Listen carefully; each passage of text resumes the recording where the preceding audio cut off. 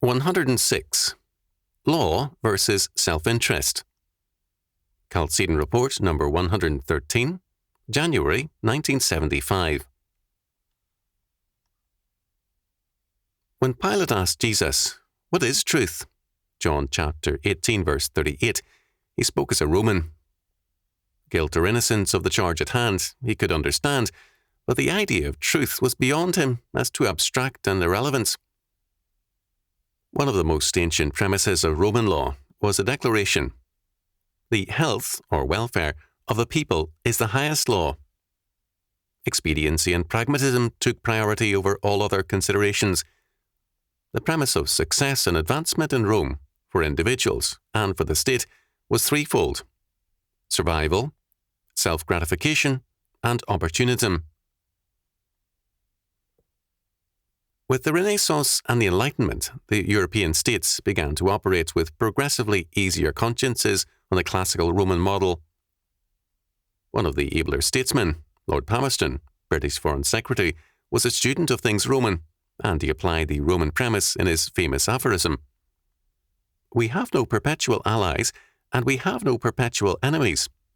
Our interests are perpetual." Self-interest had become the new law for men and nations, the, quote, higher, end quote, law. This shift from the higher law of God to the higher law of man is a significant one. It comes to focus, in part, in the idea of laissez-faire. The background of this doctrine is theological. It rests on a belief in the higher law of God. Non-intervention by the state in economics and in other areas rests, in origin, in a belief that the sovereign and absolute God governs all things by his law. For man to legislate where God has already legislated is not only irrelevant and foolish, but also potentially dangerous. After all, one does not legislate laws of physics, biology, or mathematics. To do so is dangerous, as the Soviet Union found out with Lysenko. It can mean disastrous failures in the agricultural realm or in some other practical realm. Such laws of God await man's discovery, not man's legislation. This older view led to a secularized version. Quote, nature, end quote, is the source of this higher law, it was held, and interference with natural harmony makes matters worse. The laws of nature govern all things, and status tampering with natural harmony leads only to disaster. The next step was to secularize the matter further. The source of natural harmony is the individual and his self-interest. The best working of society, thus, rests on the radical self-interest of the individual. Thus, the source of freedom and law shifted from God to nature to man, and then, finally, to the state, the humanistic state, in the 20th century. In Adam Smith's Wealth of Nations, 1776, the first three factors, God, nature, and man, were blended and identified. Smith wrote that the individual generally neither intends to promote the public interest, nor knows how much he is promoting it.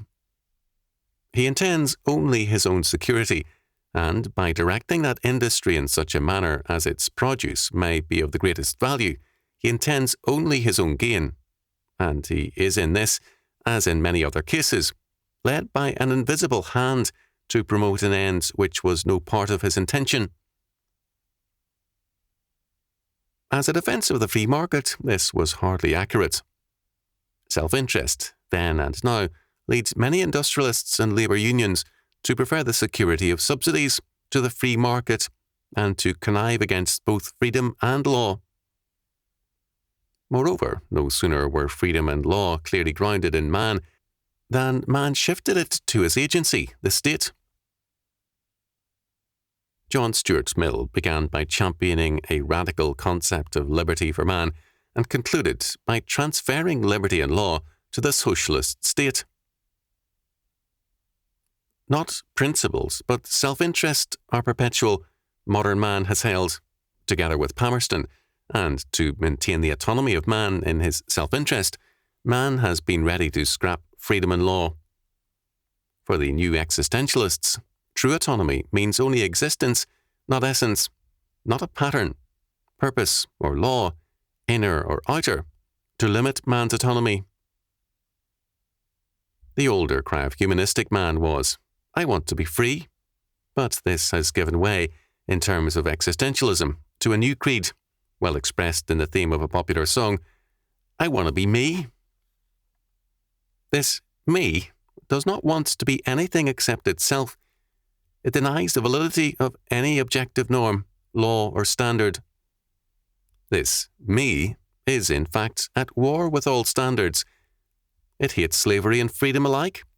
It hates justice and injustice, and it has only one goal, the destruction of all norms. The modern state, as it increasingly reflects this existentialist man, also lives for its own sake. Its purpose in politics and economics is meaningless except in terms of its only motive, survival on its own lawless terms. Thus, from a world of natural harmony, we have come to a world of total and natural disharmony and war. The warning of Isaiah chapter 2 verse 22 still stands. "Cease ye from man, whose breath is in his nostrils, for wherein is he to be accounted of?"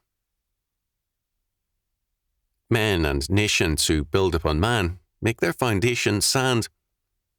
In the storms ahead they cannot stand. Matthew chapter 7 verses 24 to 27.